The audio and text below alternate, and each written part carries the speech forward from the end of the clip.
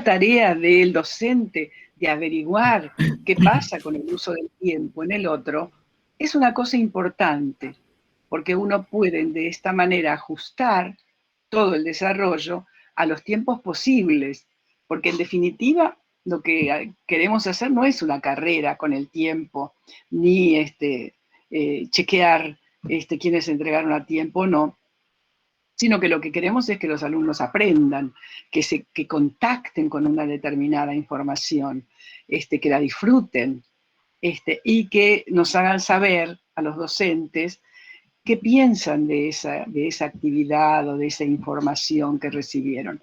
Esta es la señal más importante del aprendizaje. Esta sería una de las cosas que para mí son más importantes para poder evaluar si el material que estamos usando interesa o no interesa, si es entendido o no es entendido, si se puede imaginar otros escenarios, que es lo que más deseamos, con esta información que recibimos, si podemos transportar esa información para resolver otros tipos de problemas o traccionar la información para encarar un proyecto, una actividad, lo que fuera. ¿Sí? Esa es la manera mejor de evaluar, más que alguna prueba formal que diseñemos, porque en las pruebas formales que diseñemos, a veces somos exitosos en cuanto como la planteamos y otras veces no tanto. Y nos perdemos de saber muchas cosas que sabemos en estas cuestiones de intercambio informal acerca de la información o de proyección de su parecer sobre la información, o transformación de la información en otro lenguaje o en otra mirada, como hemos hecho en alguna de las actividades de evaluación o alguna de las actividades que se plantearon. ¿Hay comentarios?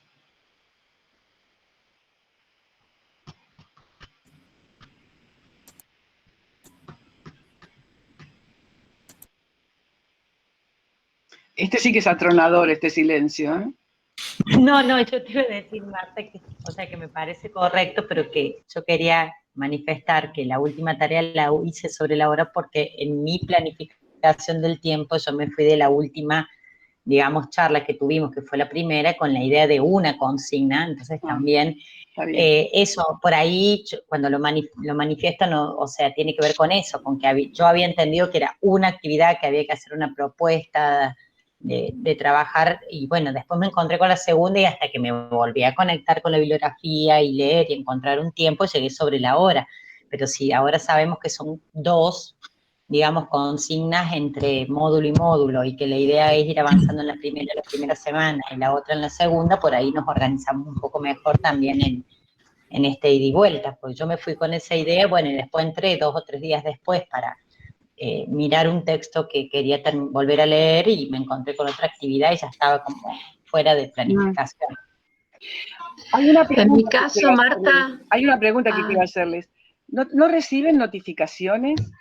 Porque las notificaciones son para resolver este tipo de problemas. El tema es que no están llegando al correo, me parece. No, ni siquiera el spam. En mi caso me llegó el spam y hasta que mi cuenta ingresé tarde al curso, digamos. Sí, claro. A mí me han llegado... Ese es un inconveniente, Mariela, para notificaciones en total.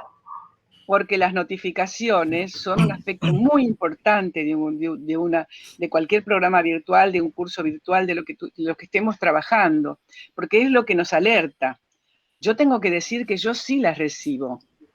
Yo estaba en otra actividad y juro que los demás me miraban porque el fin de semana, porque mi celular era tun, permanentemente que bajaban notificaciones de los trabajos de ustedes. Así que estaba en otra actividad, pero lo estuve muy presente, porque me decía, Mariela entregó su información, su actividad, Ivana entregó su actividad. Y esto me lo decía permanentemente, yo no podía ver la actividad, pero sí la notificación. Y eso... Marta, y no es resolver. por ejemplo. Pero... A ver, ¿quién habla ahora? Yo, Gabriela. No es para justificarnos, pero aquí en la Universidad de San Luis, la semana pasada fue mesa de exámenes y muchos de los docentes que estamos acá constituimos todas las mesas toda la semana. Por eso es que Exactamente. se ha complicado la semana pasada. Y Sí, sí. a mí de las notificaciones me llega hoy, este Meet me llegó, y me llega cuando yo entrego. Pero, por ejemplo, anoche entré, que fue cuando hice la actividad 2, y vi que Mariela había subido algunos anuncios, que esos no llegaron, y me fijé en el spam, y tampoco estaban. Claro, a mí me pasó exactamente lo mismo. Me llegó la notificación de que yo había entregado la actividad, pero no me llegó ninguna notificación, y esto del encuentro sincrónico me llegó, pero no me llegó ninguna notificación de que habían subido actividad. Miren qué gracioso, ¿no? Por ahí, Pero bueno, mientras hablaban ustedes, me entra una notificación de un trabajo que alguien de ustedes entregó, o sea que lo debe haber entregado recién, porque acaba de entrar la notificación y se me tapó la pantalla la notificación. Está bien. Marta, O sea, a mí me llegan. Sí, también está llegando muy atrasado. A veces te llegan 2 días después las notificaciones. a mí me pasó eso. Y ese es el problema a veces. No está ni en el aula virtual de la universidad, ni en el otro aula virtual que yo por ahí utilizo en las materias, están funcionando al 100%. Bien. Vamos a pedir entonces. Entonces lo recomendable es entrar regularmente. Con esto que hablamos, está bien, con esto que hablamos está bien, es suficiente, entendí la dificultad, y lo que tenemos que hacer ahora es trabajar para resolverla. O sea, Mariela, te pediría que si podés hablar con la gente que se encarga de este tipo de cosas, que ver si esto es posible de resolver. Porque que es un curso en línea necesita de la notificación. La notificación es una herramienta importante porque nos mantiene a todos informados y alertas acerca de las distintas cuestiones que estamos trabajando. Bueno. Marta, perdón, a mí se me acaba de cortar internet, me vuelvo a unir. Bien. Estaba justo Mariana. En el proceso de lo que le pasó a cada uno. En mi caso, yo recién me entero que no cumplí una tarea, porque me ha pasado algo similar. Yo no tengo que venir a conectarme al Wi-Fi, y lo he hecho. Cuando entregué la tarea me bajo todo a la computadora y trabajo fuera de línea, y volví a mirar las últimas actividades, y yo pasé por alto, como dicen las chicas también, esto de la actividad. A mí lo que me llegó por mail de Mariela en cuanto a la reunión de hoy sincrónica, la devolución de la corrección del primer trabajo, lo tuve perfecto, pero también me quedé con la actividad del llenado de la ficha, con la actividad de hacer algo que tenía que ser no escrito respecto a la bibliografía, y a hoy me entero de que no cumplí con la tarea, así que bueno, mil disculpas, pero no... Bueno, es bueno para aclarar esto otro ahora, por favor, ahora vamos a aclararlo, a ver si puedo hacerme entender bien. Este es un curso en línea, y un curso en línea está sucediendo todo el tiempo. Extraordinariamente tenemos clases sincrónicas cada 15 días, como esta que está en este momento. Pero todo el resto del tiempo el curso se va desarrollando. Eso no quiere decir que estén conectados todo el tiempo, pero sí que puede haber cuestiones que no esperadas en cualquier momento. ¿Ustedes vieron el video que puse yo? ¿Alguien lo vio? Sí. Sí, yo lo vi. Un video simplemente para recordarles. Sí, lo vi. Sí. Bueno, ese tipo de cosas es como un seguimiento que es bueno hacer. Lo hago muchas veces como no solo para que ustedes recuerden, sino para ver que también se pueden hacer en los cursos que ustedes tienen. Ustedes en el interín, entre las dos clases sincrónicas, pueden mandarle, además de actividades, mensajes. ¿Qué tal? ¿Están avanzando? ¿Tienen alguna dificultad? ¿En qué punto están? Cualquiera de estas cosas, si hay algún inconveniente, avísenme. Eso es bueno ponerlo de vez en cuando. Puede ser un video como el que yo mandé, y otra vez no voy a mandar un video porque quiero mostrar distintas formas. Pero puede ser un podcast, un archivo de audio. ¿Sí? ¿Quién hablaba?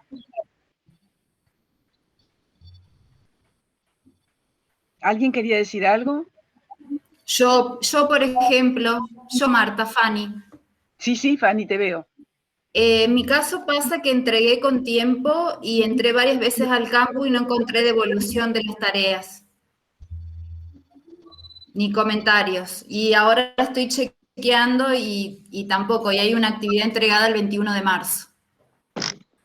Esas actividades que estuvieron entregadas antes del fin de semana, yo las miré y hice mis comentarios.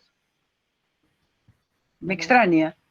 Bueno, Fanny, voy a revisar, porque, a ver un momentito, voy a revisar porque puede haber algún error, puede ser que entre tantas, alguna se haya quedado, pero en general, las primeras yo las respondí. Ahora, si ustedes sienten en algún momento que hay una dilación, pueden preguntar, también pueden preguntar.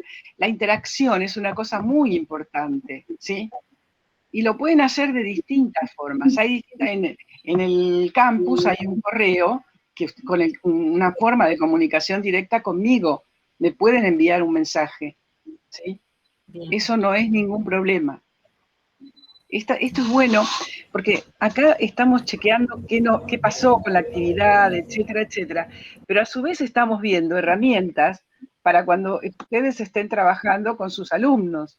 Es decir, es bueno ir monitoreando el desarrollo del curso cuando hay una separación entre las clases sincrónicas, para que el alumno no se sienta solo, para que el alumno sienta que hay ahí un docente que lo está siguiendo, que lo está acompañando y que puede resolverle algún problema, ¿sí? Bien. ¿Quién otro quiere decir algo? Profesora. ¿Sí? ¿Quién es? Profesora. Viviana Ponce. Viviana. No, yo pude mirar, o sea, es cierto que no íbamos a recibir más notificaciones, que digamos que aquellas que implicaran algún comentario en un foro o, bueno, alguna devolución de una tarea. Yo en mi caso particular me pasó que yo fui navegando el curso, miré el programa, vi la planificación que tenía en función de los tiempos, pude ver que había contenidos y que había 2 actividades. Bueno, la primera en el Padel para presentarte, la segunda tenía que ver con la actividad 1. Lo que a mí me ocurrió fue que me tuve que tomar un tiempo para leer la bibliografía, que eran unos libros, digamos, con una gran cantidad de hojas, y que si bien uno, por estar no en la academia, tiene ese training, ¿no?, de leer este tipo de textos, pero igualmente si uno quería complementar con estas fichas de clase que usted había dejado, bueno, te llevaban un tiempo, y en mi caso yo estaba, la verdad, con mucha tarea atrasada de antes. Marzo particularmente en la UNSL ha sido bastante intenso, porque ha sido un mes donde uno ha estado como terminando las cosas que habían quedado pendientes del año pasado, en mi caso particular, donde además de la docencia me toca hacer gestión.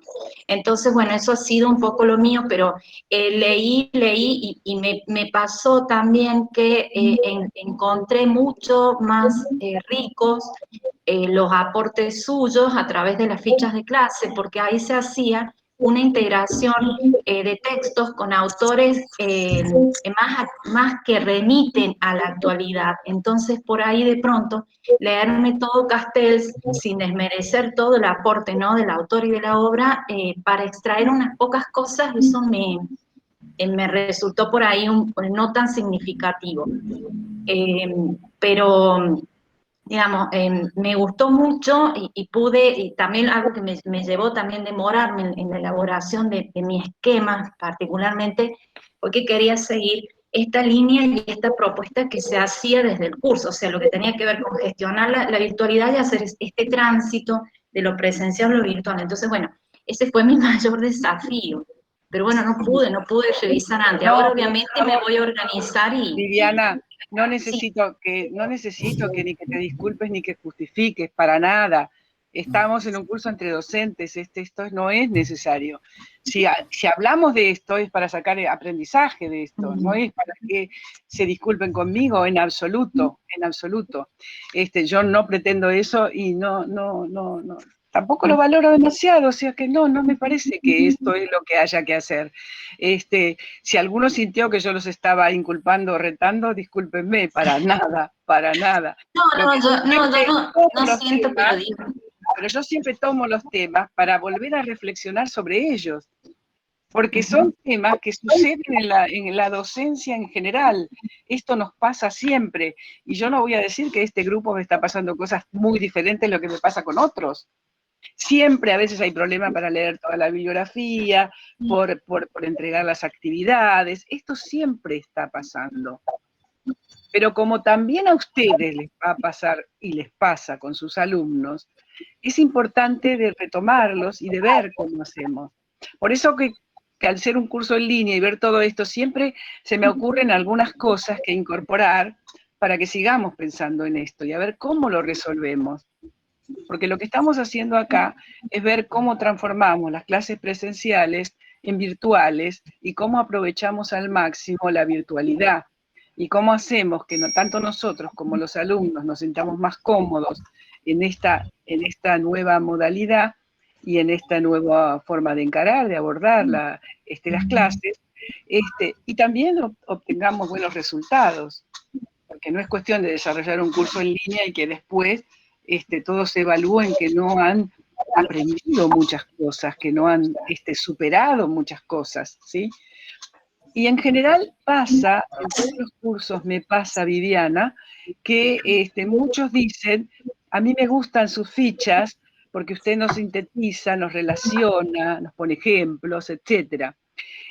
Sí, y a veces eso me inhibe a mí de volver a hacer las fichas, porque es muy importante la lectura de la bibliografía, porque a uno le abre la cabeza, porque lo que dicen las fichas es como yo interpreto a Castells, a Bauman, a todos. Es mi interpretación. Tal vez no sea exactamente lo que dice Castells, Bauman o Levi o cualquiera de ellos. Lo importante es que uno directamente vaya a la bibliografía. Por eso que en las fichas también introduzco partes de lo que dicen directamente los autores, para que si leen solo eso, lean las dos cosas, ¿sí? Es muy, pero muy importante verlo, porque ustedes van a encontrar en la bibliografía cosas que yo no veo, porque tiene que ver con sus intereses, con las situaciones que están viviendo, etc. Por eso es importante leer la lectura de la bibliografía. Las fichas son simplemente una guía, una orientación, para ver cómo lo estoy viendo yo. Y a mí cada vez que me pasa esto me acuerdo de una especie de historia, un relato que hay, que es gracioso este relato. Es un relato, cuando no, conmigo, ¿no? Que involucra a Jorge Luis Borges, ¿no? Bueno, Jorge Luis Borges y un amigo, era Adolfo Bioy Casares, estaban en una pulpería. Vieron que a Borges le gustaba mucho el tema de las pulperías, de las peleas, etcétera, y las relatan mucho de sus cuentos. Pero esto no lo escribió Borges, es una anécdota que se dice que es de Borges. Tampoco puedo asegurar que sí sea de Borges, pero es una anécdota que circula acerca de Borges. Están en una pulpería apoyados en la barra, en el mostrador, tomando una copa. Y resulta que en sus espaldas, entre la gente que había, empieza a haber una pelea. Una pelea en esos ambientes era muy común que terminara con armas, con cuchillos, etc. Y el amigo de Borges, Adolfo, se da vuelta y mira toda la pelea. Borges, que todavía en ese momento era joven y todavía veía, dificultosamente, pero veía, permanece de espaldas y no mira para nada la pelea. El que la mira es su amigo. Bueno, termina la pelea, que uno mata al otro, y entonces cuando todo vuelve a una supuesta normalidad en el lugar, Borges lo mira a su amigo y le dice: ahora sí, Adolfito, contame.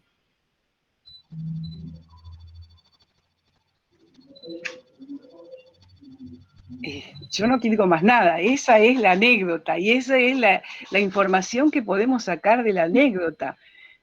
Lo que le va a contar Adolfo Bioy Casares, en realidad no es la pelea, es lo que él vio de la pelea, es lo que le pareció de la pelea. Pero ver la pelea en vivo y en directo es otra cosa, ¿sí? Es ver cosas que a lo mejor el otro amigo no vio, me impresionó de una manera diferente, me incliné por un adversario o el otro, no lo sé, muchas cosas, ¿sí?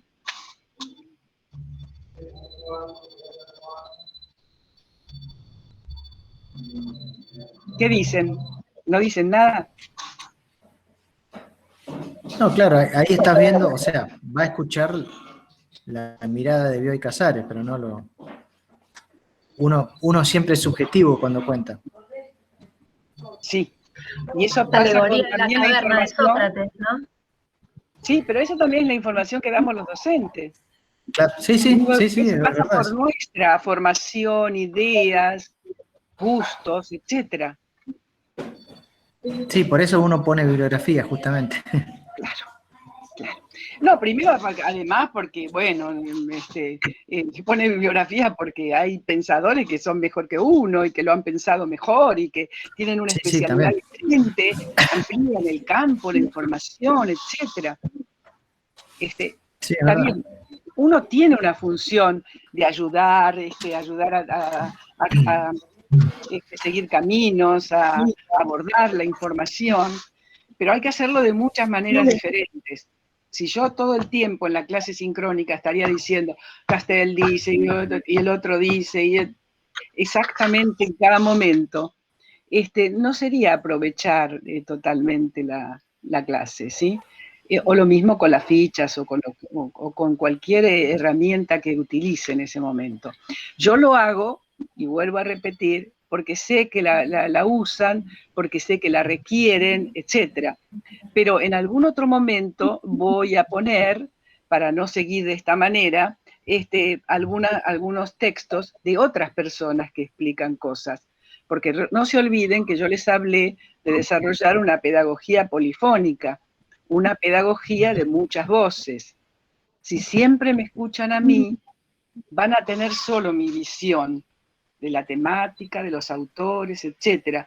Y esto se sabe que es más importante abrirnos a nuevas explicaciones, a nuevas formas de abordaje, a nuevos ejemplos, etc. ¿Sí?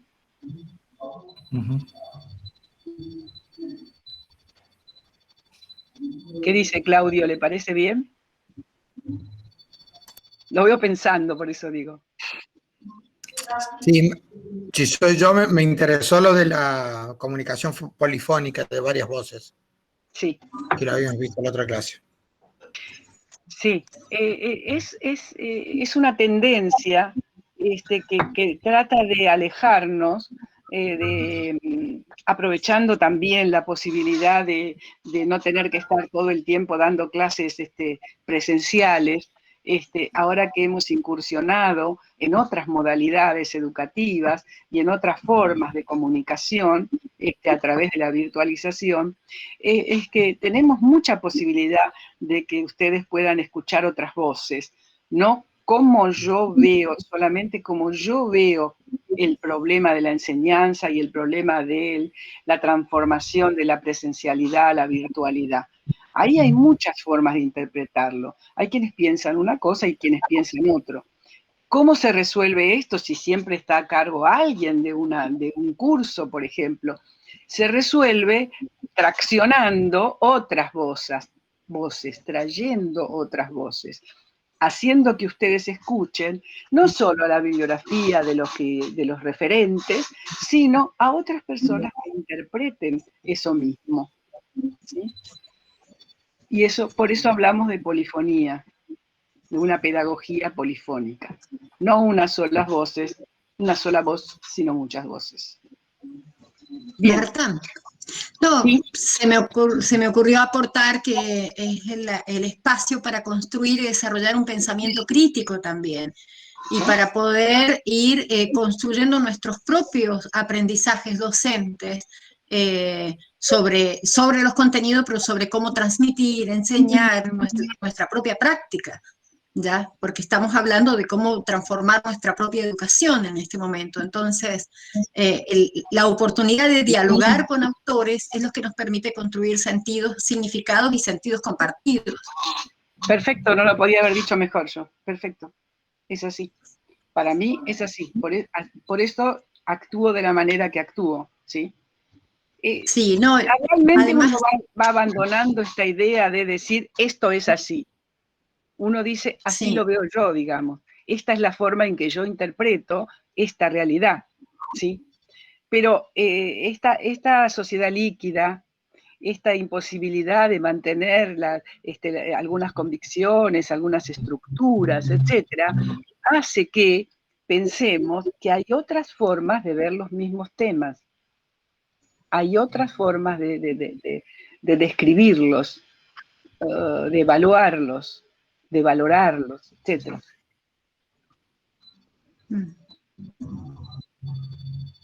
Sí, también quería como agradecer el espacio que recién hoy lo comprendí cómo era, de no evaluación, porque yo me incorporé tardíamente al curso por X problemas y en el afán de cumplir con la fecha, en realidad me quedé con ganas de seguir madurando las ideas y mandé tardíamente algo para llegar. Y bueno, en realidad me quedé con el tema pendiente, entonces sentía una parte la hice a gusto y la otra cerré como pude porque ya era tarde.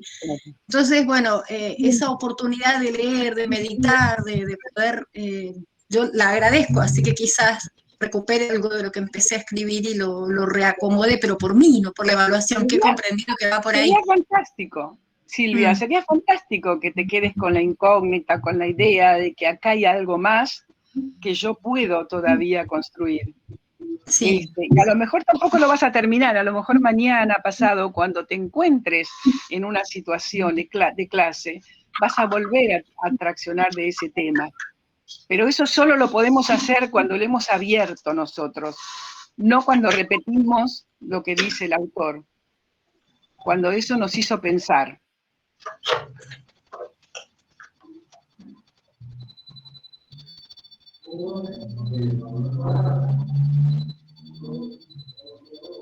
¿Hay alguien que está hablando? Yo no los veo a todos, por eso pregunto. Mariela figura con el micrófono abierto.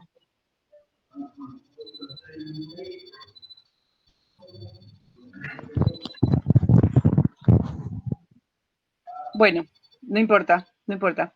El de Mariela. ¿Alguien hacer algo? Mariela, quedó tu micrófono abierto. Ahí está. Ahí está, ahí está. ¿Hay alguien que quiera hacer algún comentario, pregunta, etcétera?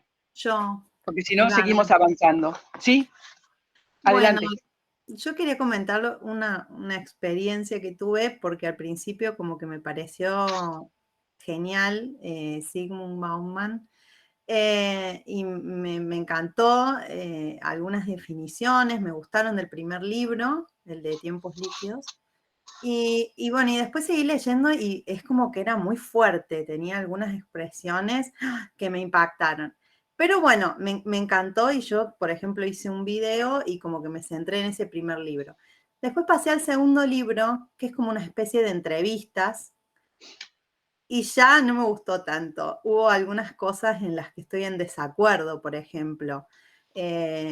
Algunas cosas, por ejemplo, él en un momento dice que en esta sociedad de la inmediatez, todos generalizan, ¿no es cierto? Y dice que todos los que se han hecho millonarios con cuestiones de internet, por ejemplo, menciona algunas personas concretas, en realidad nunca estudiaron y solamente tuvieron una idea con mucha suerte. Y lo dice claramente, así tal cual. No sé si alguien más lo leyó a esa parte. Bueno, discrepo totalmente. Es más, no es así. Por ejemplo, Steve Jobs tuvo que dejar la universidad porque no la podía pagar. Bueno, y hay un montón de casos que no es solamente cuestión de tener una idea genial y buena suerte, como dice él. Bueno, y así me pasó con 2 o 3 cosas más, y es como que me desilusioné. Pero, bueno, forma parte, justamente yo también coincido con que las fichas suyas le saqué mucho más el jugo y estaba como lo más esencial. Y bueno, por ahí uno va leyendo cosas que pasan. A ver, Zygmunt Bauman tiene miles de entrevistas que todos los periodistas le van a preguntar y a Zygmunt Bauman le preguntan, no les preguntan sobre sociedad de la información o sociedad líquida, le preguntan de todo, le preguntan cualquier cosa. Y lo que él responde es su opinión. No está pontificando en general. Es como si me preguntás a mí en este momento qué opino acerca de el fútbol en televisión. Y yo te voy a contestar por lo que me parece a mí el fútbol en televisión. Y si le preguntamos a Claudio o le preguntamos a Hugo, seguramente su opinión va a ser distinta.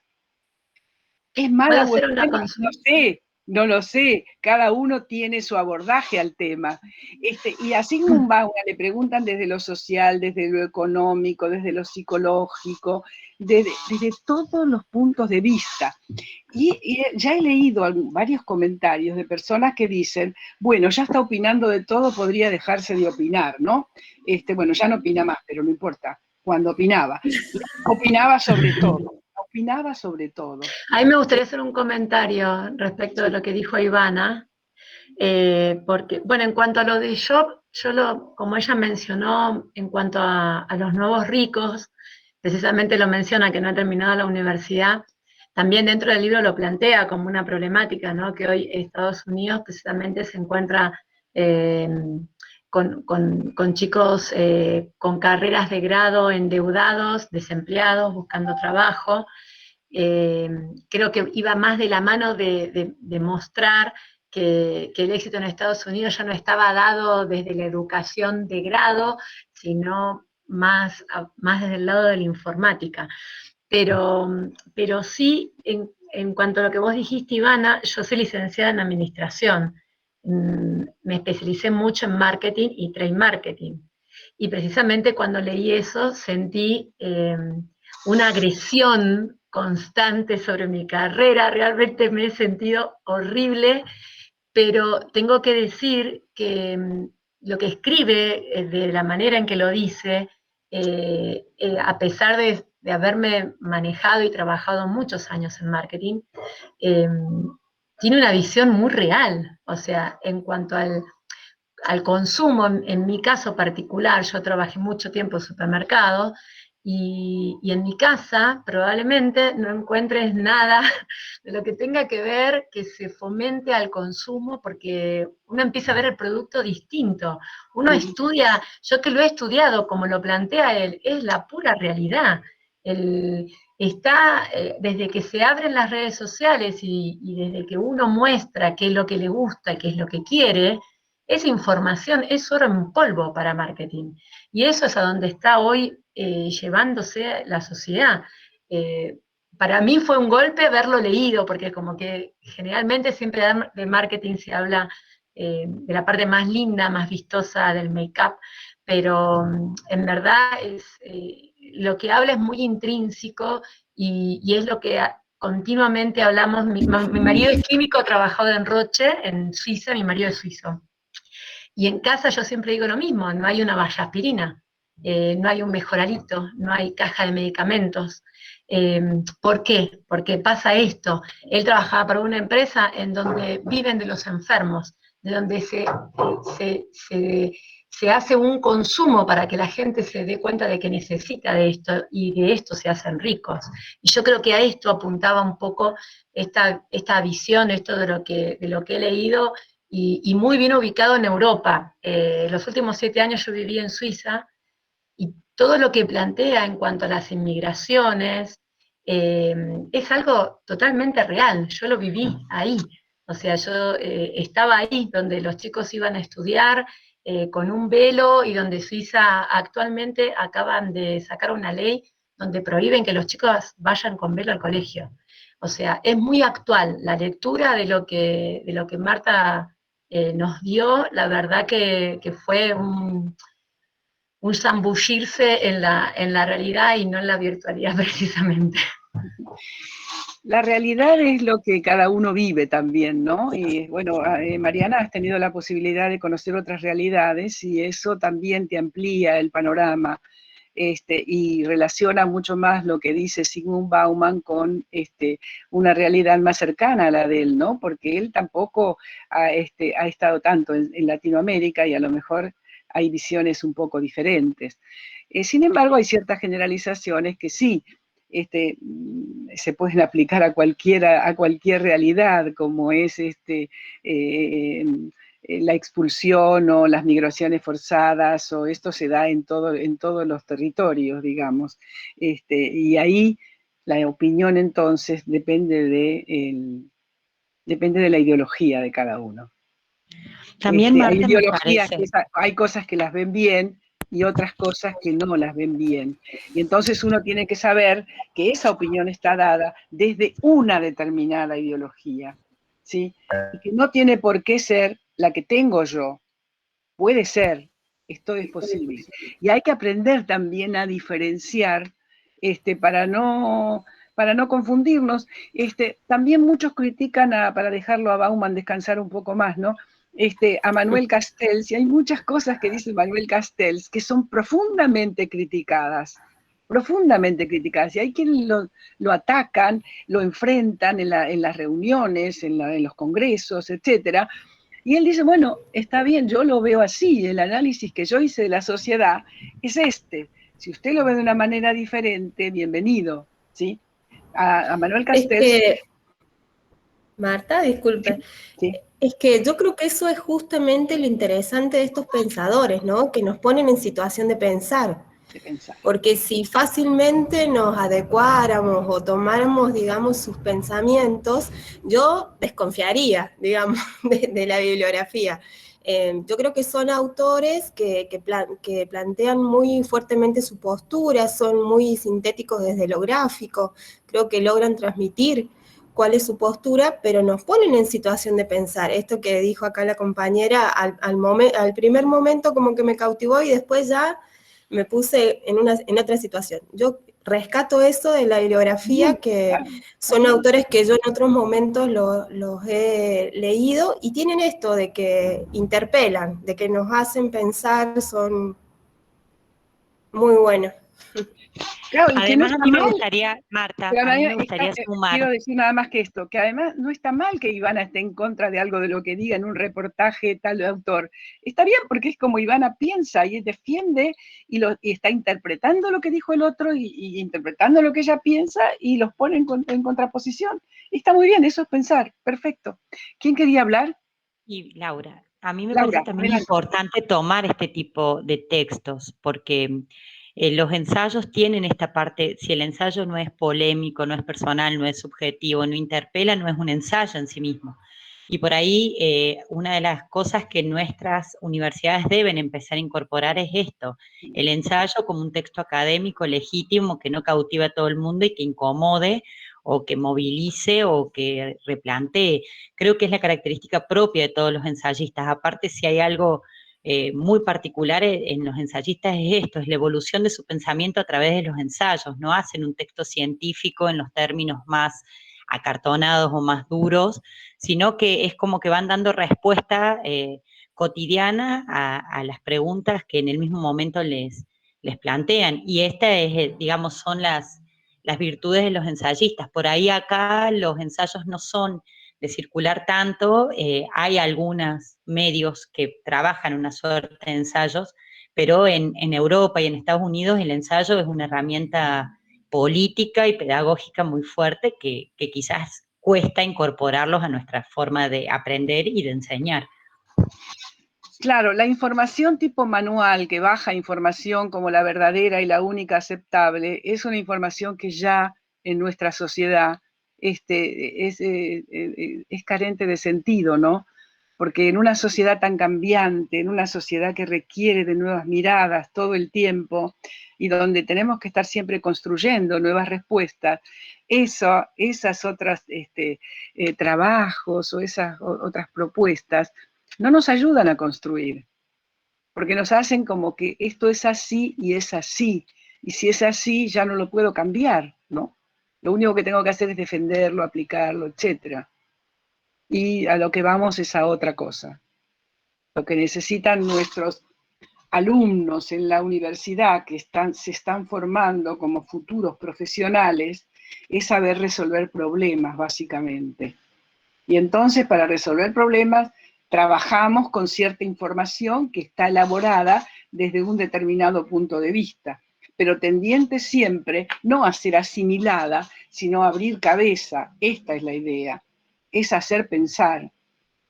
Este es el sentido de cualquier información que hoy vemos. Y nosotros sabemos bien que la información envejece rápidamente.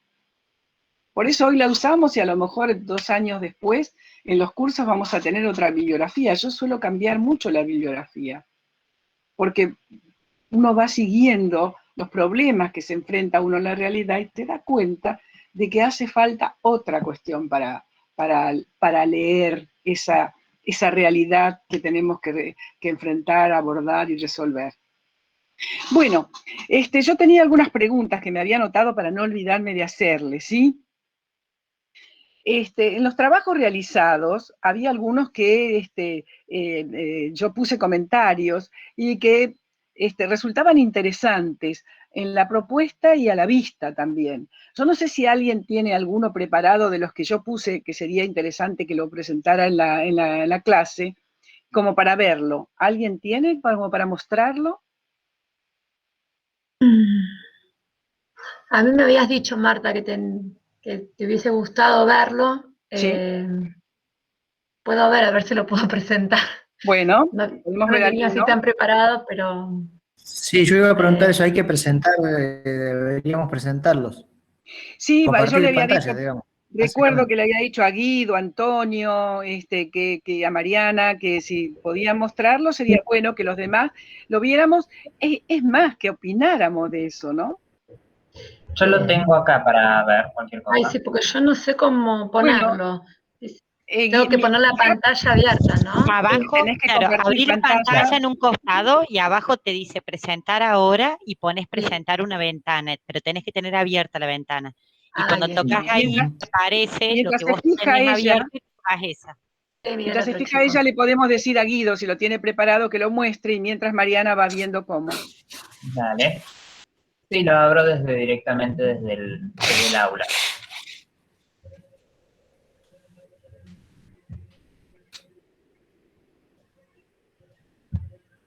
Bien.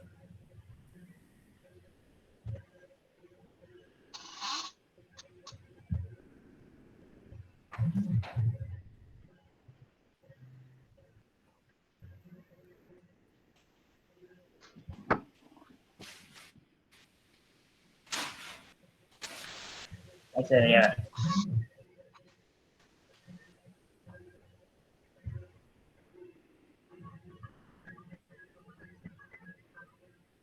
Bien, este primer ítem a mí me llamó la atención después del curso de reflexión sobre qué tal. Si realmente un aula virtual cumple con todo lo que es un aula como tal.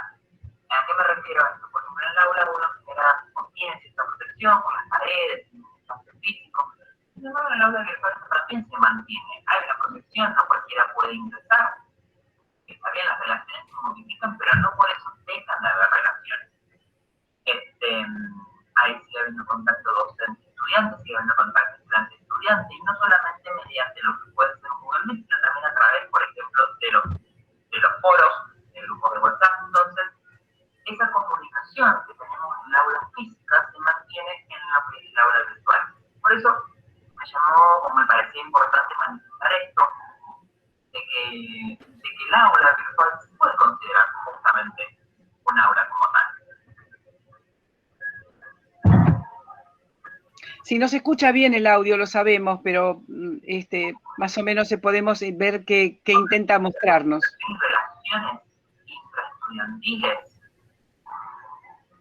esto quizás es lo que uno piensa a veces en las cosas básicas, como por ejemplo compartirse una litera, tomar mate, este tipo de relaciones físicas, no, sino que no se dan obviamente en la hora virtual. Pero pensando en una situación de pandemia tampoco podíamos buscarlo. Entonces, son relaciones que se pueden manejar debido a que vivimos una sociedad de redes. Lo que ha crecido no solo la interacción de información, sino también el acceso a la comunicación entre distintas personas.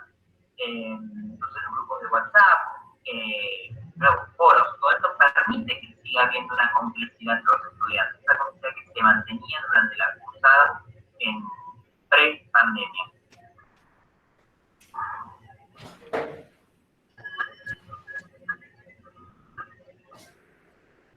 Bien, voy a rápido, modificación de las marcas, perdón. A esto, modificación en la forma de enseñar. Esto, ¿a qué me refiero con esto? Nosotros en el 9 de marzo, cuando nos avisan que vamos a tener clases virtuales y necesitamos en el primer semestre, venimos a hacer toda una modificación sin saber por qué es lo que iba a suceder o cómo lo íbamos a llevar a cabo. Entonces, esto nos llevó a buscar nuevas herramientas, porque no todas las actividades son virtualizables, obviamente, como por ejemplo algunos laboratorios. Sí, ahí creo que trajo justamente este término de liquidez. Yo no sabía muy bien antes cómo meter nuevos conceptos y ahí quedó como encerrado justo como que fue la crucial, porque para mí dar una idea que era todo este dinamismo, todos estos cambios que teníamos que ir generando y que justamente no había nada como sólido como tal. Y a eso me refiero, generamos nuevas formas de enseñar. ¿En qué sentido? Hasta marzo del 2020 el uso de TIC era un canal con un PowerPoint y nada más. Esto nos permitió jugar desde otro lado, por ejemplo, justamente a una realidad aumentada para prácticos de célula, hecho en juegos como Kahoot para hacer evaluaciones. Tenemos otros como el Cori que permite hacer una misión dentro de la célula. Entonces, había otras herramientas, pero que en la comodidad de la presencialidad no las explotábamos. La virtualidad también explotó esto, y todo esto es tan accesible justamente en la sociedad de red, tener la disponibilidad de poder acceder a toda esta información en segundos, y en herramientas, y en experiencias, permitió modificar en gran medida lo que nosotros estábamos enseñando. No me refiero a los contenidos, sino cómo darlos, y también entender que estar 2 o 3 horas frente a una pantalla era otra, como también debe estar dentro del aula. También eso nos hizo replantear que era necesario transmitir, que era necesario que el estudiante sepa, y de esta forma también resaltar los ítems más importantes. Por eso que obviamente hubieron muchas resistencias con respecto a la virtualidad era no malo, porque los chicos aprenden, porque los chicos están mal, los chicos se comen. Son un montón de preguntas o de afirmaciones que decíamos sin ningún tipo de prueba. Nosotros tuvimos el índice de aprobados igual en presencialidad y en virtualidad. No identifiquemos que habían sido copiados, la verdad que el rango de notas no fueron todos 10, fueron desde los aprobados con la nota mínima hasta los aprobados con la nota máxima, y probablemente mucho menos de nota máxima. Nosotros no notamos al menos en nuestra asignatura de la biología, tuvimos ninguna de estos argumentos que planteaban con respecto a la presencialidad, en favor a la presencialidad. Y tampoco vimos ahora en el ingreso, al menos en el ingreso a la Facultad de Química, Bioquímica y Farmacia, que los estudiantes que pasaron el año pasado todo por la virtualidad vinieron con mayores dificultades. A nosotros nos sirvió de que el año pasado hayan tenido ya educación virtual en la secundaria, entonces los chicos ya tenían un manejo de la comunicación, tenían un manejo de los computadores, tenían el manejo de las herramientas que estaban utilizando los docentes, lo cual obviamente ahorró tiempo importante en explicar todo eso. En ese sentido nos vimos como favorecidos. Ahora, respecto a hasta ahora, todavía aún no termina, el porcentaje de aprobados y desaprobados o de ingresantes tampoco es muy distinto al que habíamos tenido en presencialidad. La virtualidad, está este contacto tanto del beso y el abrazo que la Argentina es tan característico, sí dio otras cosas, por ejemplo, estudiantes que venían de ciudades vecinas o de pueblos vecinos que tenían horas de viaje, o sea, no tenían el tiempo que pueden utilizar para estudiar, o las personas que son madres, padres o trabajaban, y bien habían algunas actividades obligatorias de forma sincrónica. Guido, vamos a suspenderlo por ahora. Vamos a suspenderlo porque no se escucha bien. ¿sí? Vamos a ver algún otro que tenga una simplemente más del tipo de lo escrito, porque el audio no se escucha bien. Pero de todos modos, lo dejé avanzar porque se puede entender lo que quisiste decir y cómo manejaste la imagen con el audio. Sí. ¿Quién me dijo que tenía una infografía que podía mostrar? Yo, Viviana Gazul. Bueno. A ver si lo podemos hacer rápido porque tengo que avanzar con otro tema. Sí.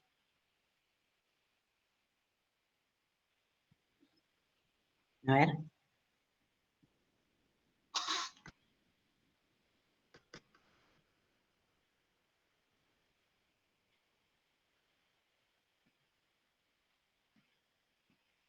Bueno, yo había trabajado sobre, a ver. No sé si tengo el audio prendido porque... Escuchamos bien.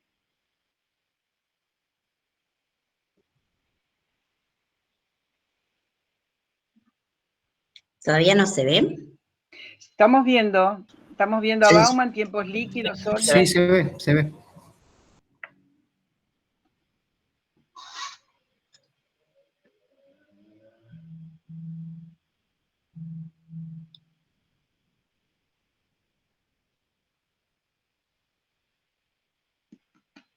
¿Querés comentarlo?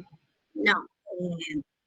No sé si no se me ve, me parece, porque tengo la conexión mala. Ahí te salió la pantalla. Vimos.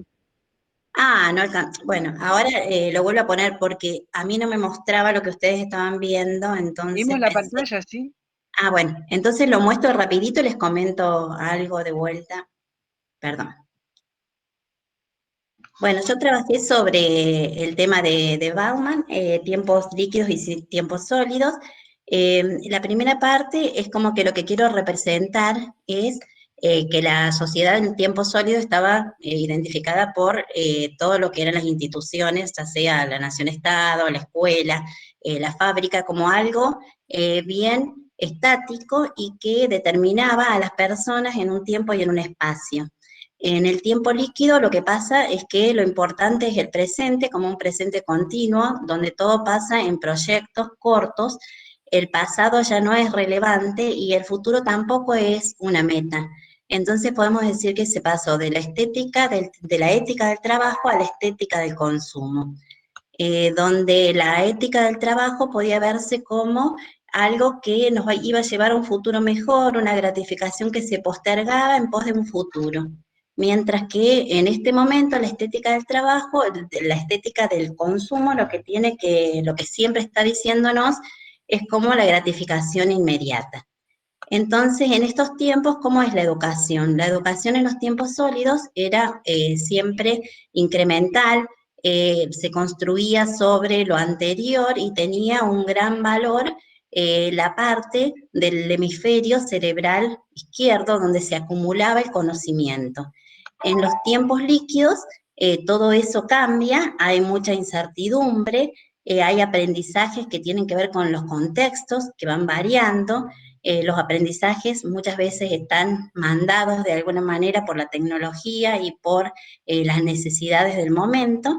Entonces, bueno, nos encontramos en un aprendizaje que es menos permanente, menos a lo largo del tiempo, más circunstancial, más circunscripto a un momento y que se puede dar en distintos lugares y en distintas plataformas y en distintos contextos, no como antes que se circunscribía siempre a un espacio físico más concreto. Eso simplemente. Bueno, han visto dos enfoques distintos, dos trabajos distintos. ¿Quieren dar alguna opinión? No podemos ver más porque no tenemos más tiempo. Les pido disculpas, pero si a ustedes les parece bien, podemos habilitar en el aula un espacio para que ustedes suban sus trabajos, allí los puedan ver todos o habilitarlos para que los vean directamente desde donde los pusieron ya. No, yo viendo la exposición de Viviana era, ¿no? Me identifiqué mucho de la manera en que lo encaré también. Lo que le anexé en función a lo que ella acaba de exponer fue esto que justo estábamos hablando hace un ratito, cuando aparece el marketing Y dentro del marketing aparecen dos figuras en la sociedad, dos conceptos de la bulimia y de la anorexia. Y me gustó mucho la relación que hace en cuanto al consumo, porque la bulimia es gráficamente esto del consumir y eliminar para seguir consumiendo, y la anorexia precisamente es aquellos que no quieren saber nada con el consumo. Esta analogía que hizo el autor también me pareció sumamente interesante, y después creo que se alineó mucho con lo que ella presentó. Sí, a mí también me gustó mucho que cada uno tratara de relacionarlo con la especialidad que tiene, ¿no?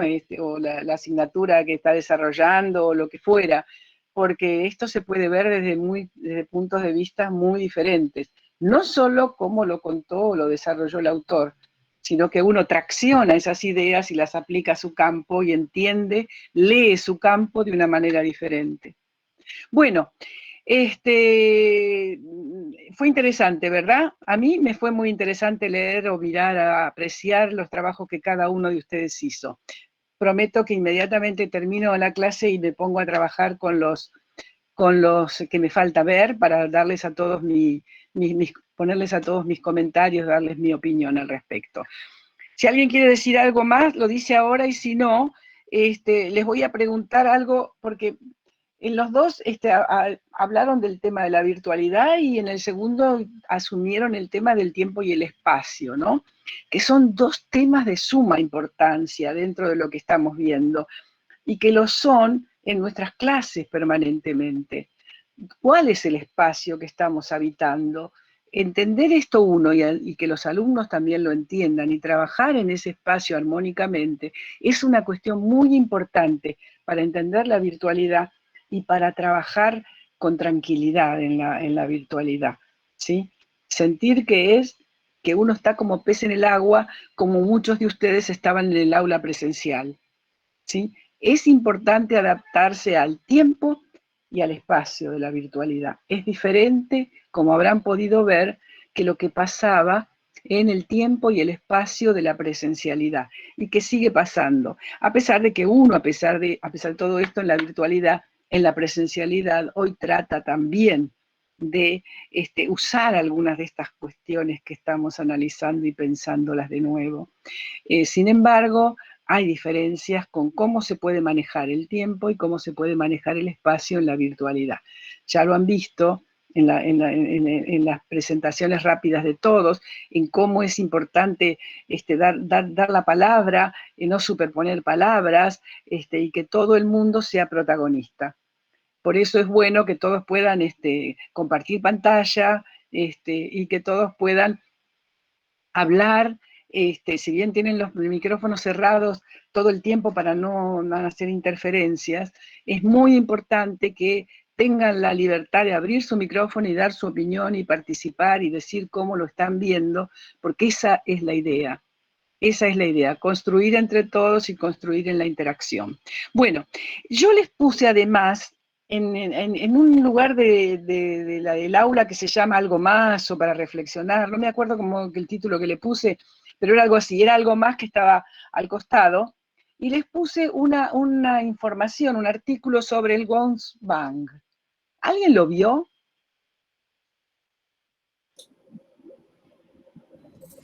Sí. Acabo de ver la carpeta. Para seguir pensando. Es para seguir pensando, sí. ¿Alguien lo vio? ¿Lo leyó? Sí, yo lo leí. ¿Me da su opinión? Juan Pablo, sí, me pareció algo muy innovador, más en el tiempo que estuvimos transitando, donde muchas veces el aislamiento es sinónimo de soledad, y yo creo que va en esa dirección. Bueno, no sé, para los que lo leyeron, el Goodman es una técnica donde uno se sienta a estudiar y se filma, se graba y demás, y está el tema de los, no me acuerdo bien el nombre, ¿cómo lo llama? Algo de, si me dan un segundo, son los Pomodoro, que es el método... el Pomodoro es el método que él usa, que algunos usan, sí. Me acordaba el nombre. Sí, bueno, es bastante, es trending topic en varias redes, y bueno, básicamente trata de eso, digamos, el acompañarse a estudiar, digamos, es lo que más o menos entendí yo. Claro, esto pasa en las redes sociales, los estudiantes buscan nuevos espacios y buscan nuevos momentos de estar en relación. No importa si es un compañero que está con él en la misma carrera, en la misma universidad, si está viviendo en Corea del Sur, como en este caso los primeros que lo hicieron, o si está viviendo en cualquier lugar del planeta. Y de hecho hoy lo ven, lo trabajan con esta en cualquier lugar del planeta. Es incesante el movimiento con respecto a esto. Es un estudiante que por motivos muy diversos, los que lo han iniciado sobre todo, se pone a estudiar y se graba mientras o está conectado en directo para que cualquiera lo vea o graba los videos y los comparte, ¿sí? Pero la idea es estudiar acompañado. Entonces, al ponerlo al aire, o al compartirlo, siente que hay otros que se suman y están acompañando en ese tiempo y en ese espacio de estudios. Muchos lo hacen, sobre todo pienso que deben haber sido los primeros, o por algunas instancias particulares de algunas zonas del planeta, como en estas de Asia, que los padres son muy estrictos con los estudiantes y controlan mucho sus estudios y exigen mucho de resultados. Entonces, en general, los alumnos van a estudiar a otra universidad, están lejos de los padres, y quieren mostrarle a los padres que realmente están estudiando. Entonces, los primeros que se deben haber conectado para ver han sido los padres para controlar, digamos. Pero hoy en día no tiene el sentido de controlar entre los jóvenes. El sentido que tiene es el sentirse acompañado.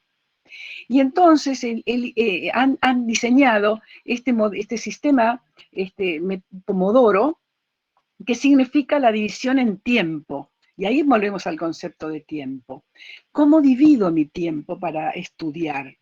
Y entonces, en general, ponen un método de 15 minutos y 5, 20 minutos y 5 de descanso, o a veces algunos hacen como la hora de clase, 50 minutos y 10 minutos para descansar, para tomar algo, etc. Y lo comentan con los otros, y en general en la pantalla ponen un cronómetro, como para poder seguir el tiempo. No ponen hora, porque es para todo el mundo y no tendría ningún sentido poner la hora, pero sí los minutos en la que van a desarrollar, y ponen cuál es el método, ¿no? Si es 15 y 5, si es 50 y 10, etc. ¿Sí? Y se ponen de acuerdo y se sienten acompañados, y muestran los éxitos que tienen al haber estudiado de esa manera, porque a lo mejor después del estudio tienen una prueba, tienen algún cuestionario que contestar, y cuando hay varios que están estudiando lo mismo, quién contesta primero, quién resuelve primero los problemas planteados, etc. Pero es una forma de uso del tiempo y del espacio que los estudiantes de hoy están usando en muchos lugares del mundo, y que se adopta con mucha facilidad. ¿Por qué? Porque están en lugares donde ellos están, en las redes sociales. Esos son los espacios que nosotros estudiantes más habitan, las redes sociales, y allí encuentran eso y se suman.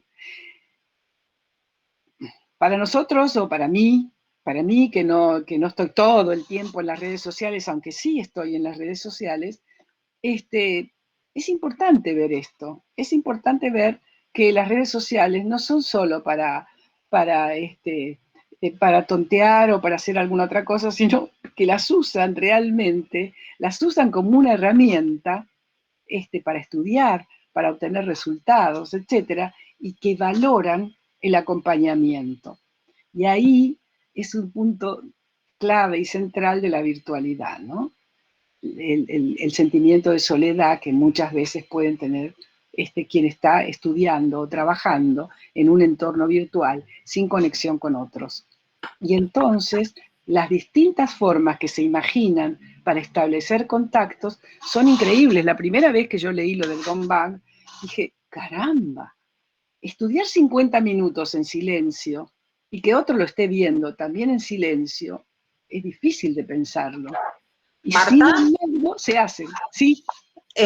Mis estudiantes en este año de pandemia, que estaban preparando finales, yo tampoco sabía que se llamaba así, ellos en el Meet, como ellos tienen una hora, que pueden estar, no sé, gratis en el Meet, no sé cómo es, ellos se ponían en la pantalla, estaban un grupo, cada uno estudiando una unidad diferente, o sea, no en conjunto, pero se sentían acompañados en silencio, se miraban nada más en el Meet. Sí, es el Gombang. Y está realmente muy, muy visitado en las redes sociales. Bueno, era solo para ilustrar el tema de tiempo y espacio en la virtualidad. Perdón, ¿puedo? Como el otro siempre hace falta, ¿no? Y entonces, si no está, se comunican de alguna manera, aunque sea en silencio. ¿Sí? ¿Quién quería hablar? Valeria, perdón que Valeria. estoy sin la cámara, pero estoy Bien, trabajando. Valeria, pero vemos la B claramente ahí. No, yo tengo la experiencia personal de que estoy haciendo la especialidad en neurorehabilitación, es desde Rosario, y yo me hice un grupo somos 6, de diferentes lugares del país, y la verdad es que nosotros usamos ese método sin saber lo que vos decís cómo se llamaba, después de ver por ahí videos o consultar material bibliográfico y demás, hemos hecho videollamadas para debatir el tema. Y la verdad que ha sido bastante enriquecedor, porque bueno, no podemos, la presencialidad nos impide hacer ese debate en el aula. Entonces, bueno, ha sido bastante enriquecedor, inclusive en el mismo grupo de WhatsApp, por ahí una estaba viendo un video y era, las otras no, pero disparaba, sí, yo sí lo vi, sí, opino lo mismo, no lo opino. La verdad es que las redes sociales nos han brindado un espacio de acompañamiento este año de pandemia que antes lo teníamos en el aula. Los que somos estudiantes aún, bueno, más avanzados, ¿no? De una especialidad, pero nuestros propios alumnos también se han visto acompañados en las redes sociales por sus compañeros y también por los docentes en esto de hacer los Meet o estudiar con ellos o estar ahí en el trabajo práctico con ellos. Creo que ha sido una herramienta fundamental la red social. A mí por lo menos me enriqueció mucho. Yo creo que sí, que hay que sacarle todo el provecho que uno pueda, porque sabe que es el lugar donde van a estar los alumnos. Los alumnos están mucho allí. Y entonces nosotros queremos llevarlo a otros lugares, pero que no son tan transitados y donde los alumnos no se sienten tan cómodos. Entonces hay que tratar de imaginar. El esfuerzo aquí lo tenemos que hacer nosotros para eso, ¿no? Los alumnos van a proponer. Perdón, inclusive a nosotros nos dio mucho más resultado el WhatsApp como vía de comunicación que el Classroom o el mail. Muchos hacen eso, Nosotros tuvimos que dar nuestros números telefónicos y, bueno, el problema por ahí es que los alumnos no toman noción del tiempo y espacio, y que te llegue un mensaje a las 11, 12 de la noche de una consulta no es lo lógico. No es grave. Uno tiene que hacer el stop y decirlo, respondo mañana en horario laboral, pero bueno, a nosotros nos resultó mucho más el WhatsApp que el Classroom y que el mismo mail. Sí, es posible. Por eso, bueno, abran sus cabezas, busquen nuevas formas y sigámonos discutiendo aquí, ¿sí?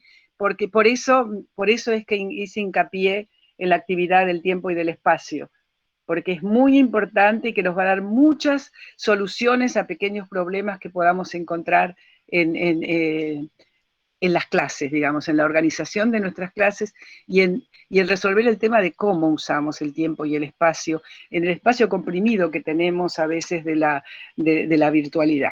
Como consecuencia de todos los cambios que ha habido, tanto en la sociedad como en las instituciones educativas, por su falta de adaptación a la nueva realidad, a la nueva sociedad, la sociedad ha comenzado a hacer una interpelación de las instituciones educativas. La situación que hubo en la pandemia ha de alguna manera empeorado esa situación para la propia universidad, porque es interpelada desde distintos estilos. La sociedad entera está interpelando a la institución universitaria y además, como resultado de la pandemia, los docentes han mostrado en todo el primer tiempo, sobre todo, una sensación de inseguridad y de disconformidad con la nueva situación que tienen que enfrentar, y todas estas presiones, digamos, tanto de la sociedad como de la propia docencia del interior de la universidad, ha hecho que se mostrara más claramente esa necesidad de la reconfiguración estructural que la universidad necesita. Y entonces, empujados por la pandemia, lo que ha habido es un tímido inicio del camino a la virtualización, digamos. No ha habido más remedio que hacerlo, pero en el camino han descubierto que fue un atajo para poder iniciar finalmente esa reconfiguración estructural que tanto necesitaban las instituciones educativas. Entonces, se empezaron a ver ya hace un tiempo algunos cambios en las instituciones educativas. Algunos se empezaban a mostrar escenarios diferentes, algunos por iniciativa de los estudiantes y otros porque los propios docentes querían introducir esos cambios. Y había una transformación de los procesos de enseñar y de aprender, y también una transformación de la tecnología que se usaba para introducir esos cambios. O sea que la tecnología mediacional ha mostrado en todo este tiempo algunos cambios significativos. Todo esto se está viendo al mismo tiempo y se está viendo desde hace un tiempo atrás. No es que todo empezó en el 2020. Empezó antes, pero no éramos capaces de verlo. Y lo vimos todo junto cuando explotó el tema de la pandemia. Y entonces ese tímido inicio de la virtualización nos mostró nuevos escenarios. Por ejemplo, algunos que ya habían intentado usar algún tipo de modalidad mediada, empezaron a ver que había una cosa un poco peligrosa para la docencia más tradicional, ¿no? Que era la fuga de la intimidad del aula. Es decir, ya al cerrar la puerta ya no había intimidad entre lo que sucedía ahí adentro como protagonistas a los docentes y a los alumnos solamente, sino que había una fuga de esa información, de esa situación hacia afuera. Y esa fuga se daba por distintas cuestiones. Primero se usaba en otra modalidad porque son mucho más visibles las modalidades no presenciales. Y después por la utilización de los dispositivos tecnológicos que los alumnos tienen en las clases y que entonces fugan información hacia afuera del aula. A muchos docentes los hizo sentir muy incómodo esta situación. Y hubo conductas de rechazo, de indignación y de lenta inserción en la nueva modalidad, con ciertas dificultades, ¿no? Las dificultades que todo cambio profundo le plantean a los docentes. Y por el lado de los alumnos, cada vez más se fue instalando esa cultura nómade que ya venían desarrollando. Y en esta situación de virtualidad aprovecharon para convertirse realmente en nómades digitales totalmente. Iban mutando permanentemente de una tecnología a la otra, de un dispositivo al otro, y entonces cambian de alguna manera no solo la visión de los alumnos que teníamos, sino que cambian la relación docente-alumno. La relación va mutando lentamente en la medida en que ambos, los docentes y los alumnos, entran en la nueva modalidad que se está construyendo. Y así como los alumnos hibridan permanentemente sus experiencias y sus tecnologías, van combinando unas con otros, los docentes van entrando también. Son normalmente los docentes más jóvenes los que empujan estas cuestiones, pero en el último tiempo son todos los docentes los que tienen que entrar en este nuevo escenario y tienen que salir a actuar aun cuando no tengan el libreto, ¿no? Esta cuestión de falta de libreto frente a una situación difícil que les toca enfrentar, hace que no haya más remedio que actuar. No hay más remedio que actuar y entonces empieza a funcionar y empieza una verdadera construcción conjunta de la nueva modalidad entre los docentes y los alumnos. Por supuesto que para esto se tiene que dar una convergencia tecnológica, un desarrollo tecnológico importante, y otra de las características de estos nuevos escenarios es que entonces se usan nuevas modalidades y también se usan nuevas estrategias. Esto permanentemente está pasando en el campo, ¿sí? Ustedes me dirán que ya había una lenta metamorfosis del aula tradicional presencial, porque antes de la pandemia muchos docentes ya introducían innovaciones, y esto es cierto, que uno veía que había docentes innovadores que usaban tecnologías, distintos tipos de tecnología, y usaban distintas estrategias, porque no es solo la tecnología la que cambió el mundo y las cuestiones, sino que hubo nuevas estrategias que se asociaron con la tecnología y que produjeron de alguna manera nuevos abordajes al acto de enseñar y al acto de aprender, ¿sí?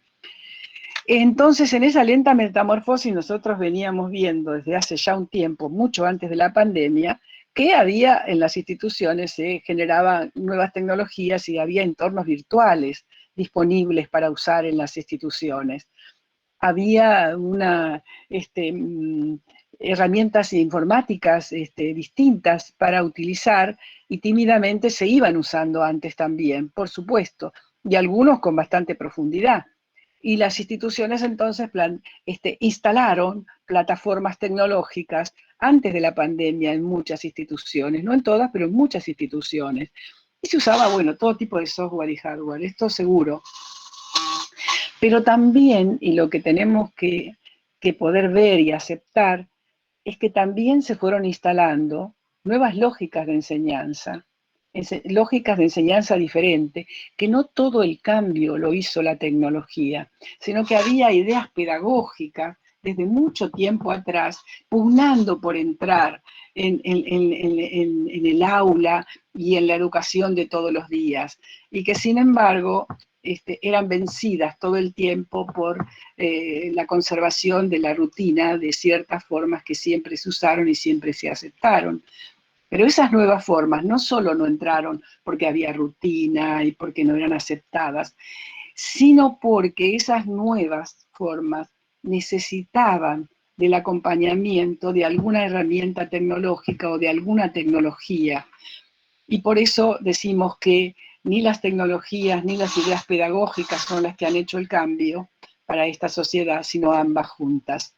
Es decir, ambas se necesitaban.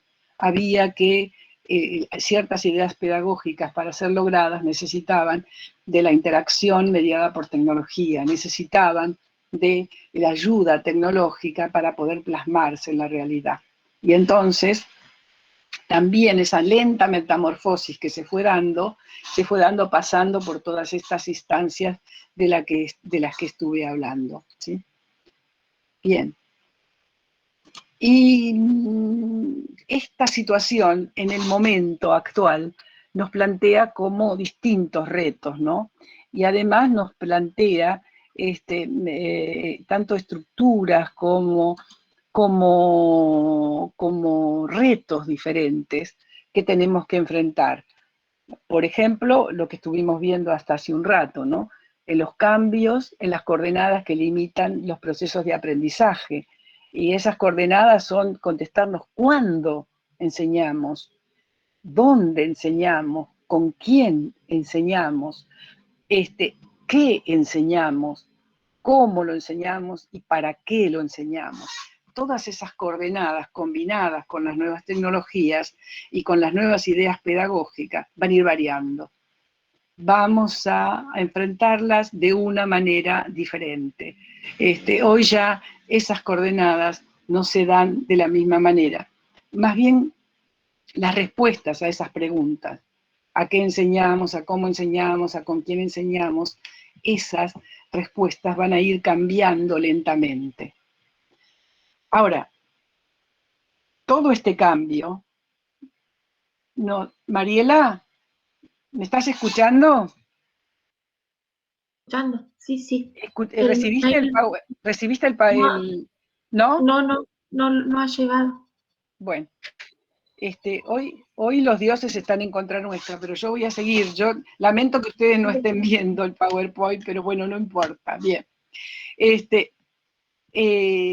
Estamos frente a unos retos, a unos importantes retos que tenemos que enfrentar. El reto, yo diría que el reto número 1 que tenemos que enfrentar es reconocer la emergencia de estos horizontes inéditos en nuestras prácticas habituales. Muchas de las cosas que hoy se están presentando son inéditas, no las habíamos enfrentado de la misma manera, y ahora enfrentados con una necesidad de aceptarlas, porque no nos queda no nos queda otra, digamos. Hemos visto durante la pandemia, y de pasar de un año a otro de la pandemia, que aunque muchos docentes se negaron o tuvieron dificultad o incursionaron poco en la virtualidad, el nuevo tiempo nos muestra que terminó 2020, estamos en 2021 y la situación no cambió. Tenemos que seguir echando mano de la virtualidad para mantener el vínculo con nuestros estudiantes, para garantizar el derecho a la educación que toda institución educativa tiene que garantizar, y para continuar con los ciclos lectivos como deben, en los momentos en que se debe, porque no sabemos cuánto tiempo más esta situación va a durar. Y mientras dure, hay que enfrentar estos retos que nos presenta. Entonces, ¿cuáles son esas dificultades que vemos en estos horizontes inéditos? Uno es la visibilidad de las acciones. Lo que hacemos virtualmente tiene una gran visibilidad. Eso es visto unánimemente por todos, digamos, o por muchos por lo menos. Pero por otro lado, nos estamos enfrentando a trabajar y a internarnos en nuevas territorialidades. Hoy sabíamos que íbamos a la escuela, entrábamos en nuestra aula y ahí era nuestro territorio. Allí pasaba todo. Hasta es posible que tuviera elementos que en el mismo escritorio, o que tuviera alguna cuestión importante con el uso del pizarrón, por ejemplo. Las nuevas territorialidades nos muestran que todas las cosas son diferentes y que las tenemos que enfrentar, estas dificultades o estos cambios. Es decir, es distinto cuando escribo en el pizarrón o cuando muestro alguna cuestión que quiero mostrar presencialmente, a cuando enfrento la situación que acabo de enfrentar, que no me responde cuando quiero compartir pantalla, ¿sí? Son nuevos retos, nuevos desafíos que estamos enfrentando todos los días, digamos. Y hay una tercera cosa que me parece que es de los retos más importantes, ¿no? Del reto número 1, digamos, que es que hemos perdido la centralidad en el dominio y provisión de la información. Es decir, en el pasado, quienes dábamos la información, quienes decíamos que había que saber, que había que estudiar hasta el examen, qué competencias se tenían que desarrollar, etcétera, éramos nosotros, los docentes éramos el centro de eso, teníamos ese dominio y era nuestra función en las clases. Hoy en día hemos perdido esa centralidad. Evidentemente, ya el docente no es el que determina todas estas cuestiones. Básicamente el docente es el que acompaña, es el que orienta, es el que monitorea ciertos desarrollos del alumno, pero la centralidad que tenía en la anterior etapa antes de todos estos cambios vertiginosos, esa centralidad, el docente la perdió, y hay que reconocer estos nuevos horizontes que estamos enfrentando, porque nos va a permitir trabajar mucho mejor teniéndolos en cuenta.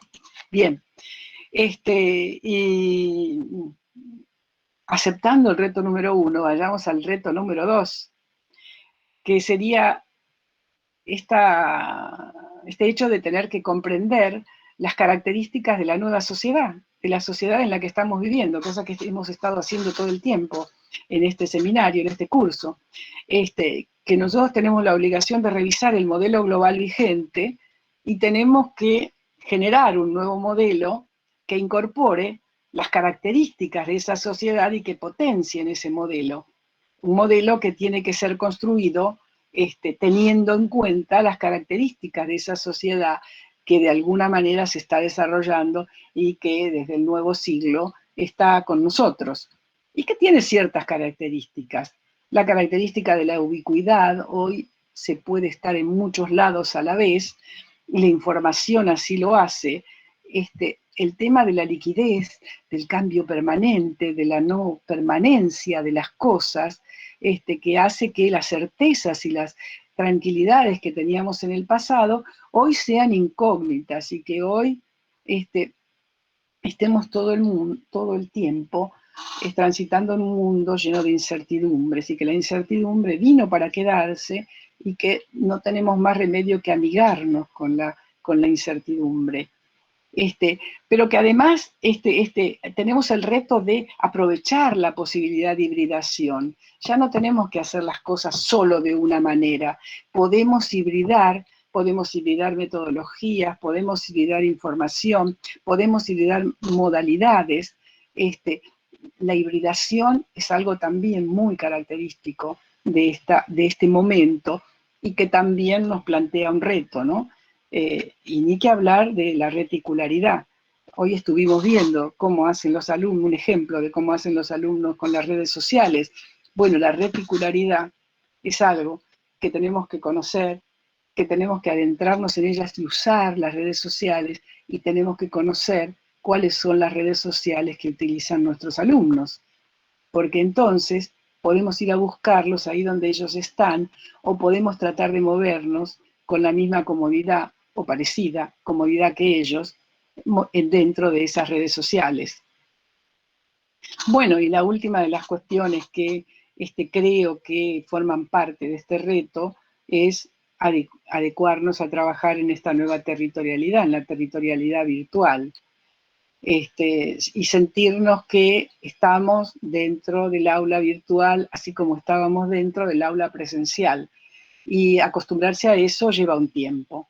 Es decir, no es que inmediatamente me puedo zambullir en el aula virtual y sentirme tan cómodo y sentirme tan allí como me sentía en el aula presencial.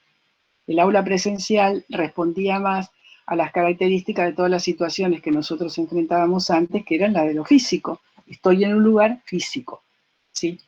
En lo virtual uno no está, y siempre hay todo un tiempo de acomodamiento y de pensar si realmente puedo estar y si estoy.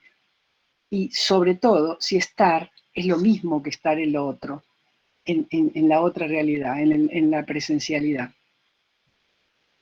Y lo que muchos docentes e instituciones educativas se preguntan es si es tan valioso el estar en una como en otra, y se producen los mismos resultados, estar en una como en otra. Entonces, ese trayecto de la territorialidad física a la territorialidad virtual es uno de los grandes retos que hay que enfrentar en esta nueva realidad que estamos transitando nosotros en este momento.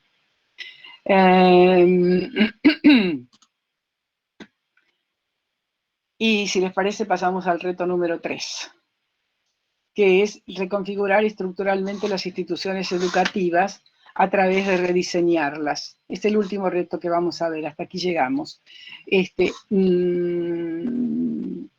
Todas estas nuevas pedidos o interpelaciones sociales están calando hondo en las instituciones educativas.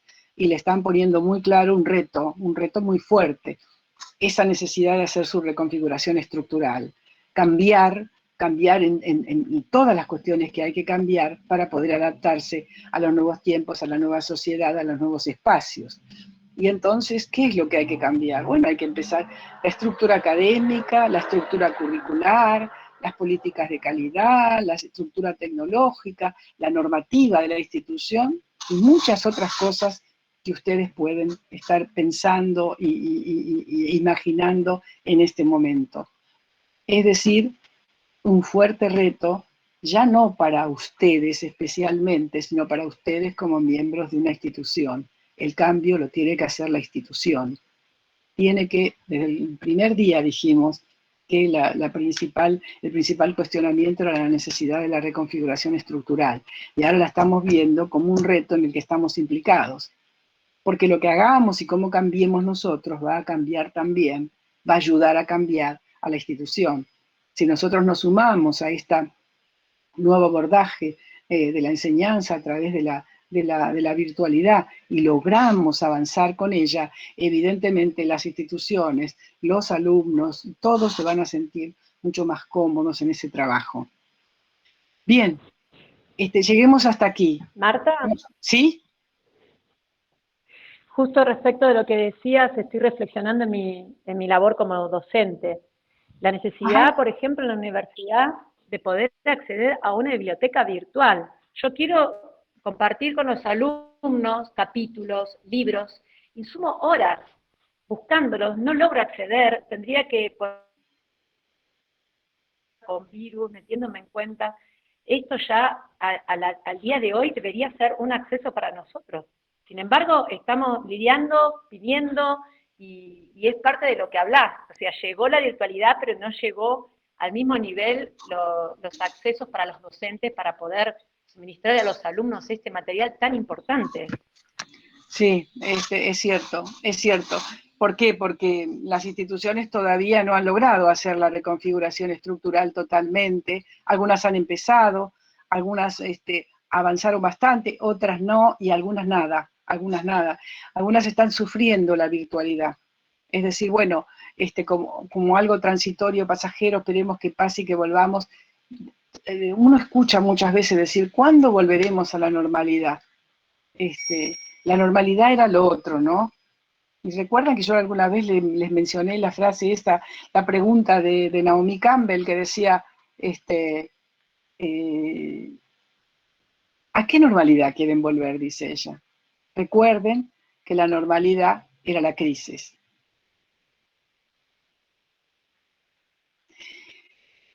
Así estamos, pero el pensar estos temas nos ayuda de alguna manera a poner nuestro granito de arena para producir esos cambios.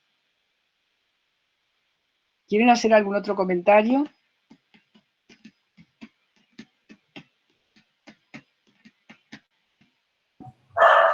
Sí, yo creo que lo más complejo es poder redefinir desde qué lugar vamos a habitar la universidad.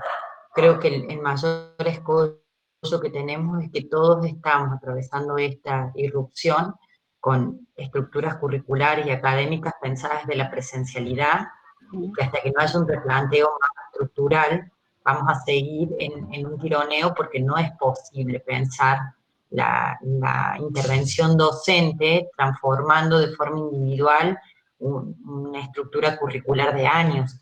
Entonces creo que ese es el mayor problema que tenemos hoy. Una cosa es pensar una carrera para ser dada de forma híbrida o ser dada de forma a distancia, y otra cosa es, creo que la mayoría de nosotros estamos en carreras que están pensadas y acreditadas desde la presencialidad, y la verdad que con esas estructuras que sobrecargan, es muy difícil poder hacer un planteo tan liberador, digamos, de todos los problemas que estamos teniendo. Es como que en realidad uno no se, hay un molde del que no nos podemos salir, y por más innovación que queramos hacer. Entonces esa es como, me parece, es como la gran piedra en el camino, al menos que sigo planteando en práctica docente, que mi carrera, y que valga la paradoja, digamos. Hace menos de 3 meses nos contestó CONEAU la acreditación de la carrera de abogacía y nos sigue pidiendo práctica presencial. Claro. Y nos dio la corrección un año después de haber estado todos transitando la virtualidad a los cachetazos. Entonces sabemos que en 2 años tenemos que contestar con práctica presencial cuando estamos viendo que estamos cerca de que volvamos a no nocturnidad, en cualquier momento volvamos al encierro. Entonces es como una esquizofrenia muy compleja en la que estamos transitando. Bueno, nada, es más una catarsis esto que una propuesta. No, está bien, es muy pertinente, porque uno sabe que las instituciones educativas no son solo las universidades, son también las instituciones de control de calidad, las instituciones que evalúan, etcétera, y que tampoco se han ayornado, que tampoco han transitado este cambio.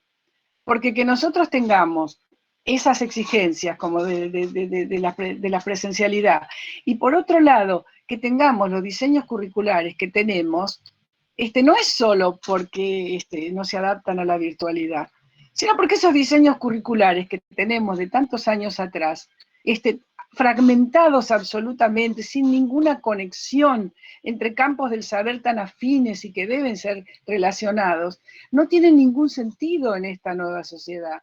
No tienen ningún sentido, además no representan los temas que desarrollamos, las necesidades del planeta hoy, las necesidades de la sociedad hoy. Los temas que tenemos están absolutamente espaciados y no están interconectados. Y entonces nosotros formamos un profesional de las leyes para seguir con el tema de abogacía o de la ingeniería, y les enseñamos los conocimientos, los conceptos. ¿Para qué me sirven hoy? ¿Dónde los puedo aplicar? ¿Cuáles son las necesidades del mundo hoy? ¿Qué relación tiene cada cosa que aprendo con el cambio climático, con los problemas de género, con los problemas del mundo, de la pobreza, de la marginalidad, de las migraciones forzadas, de cada uno de estos aspectos que son centrales? Y cualquier cosa que enseñemos se puede relacionar con eso. Cualquiera. Se puede y se debe relacionar con eso. Porque son los problemas que la humanidad está esperando que los que piensan, que los que estudian, resuelvan. Y nosotros estamos hablando, a veces, en los contenidos, de cosas que tienen que ver con una investigación que se hizo 20 años atrás, o con contenidos que están en los textos, pero que ya no están enfocados hacia la solución de los problemas que el mundo tiene en este momento. Y si no están los contenidos, somos nosotros los docentes los que tenemos que hacerlo. Tenemos que relacionar.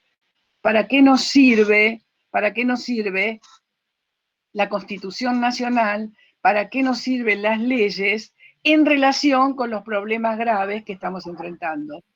Eso es lo necesario. Y cuando estudio biología, lo mismo. ¿Cómo hacen los científicos para investigar sobre el COVID? ¿Cómo se evitan nuevas pandemias? ¿Cómo se educa a la sociedad acerca de esto?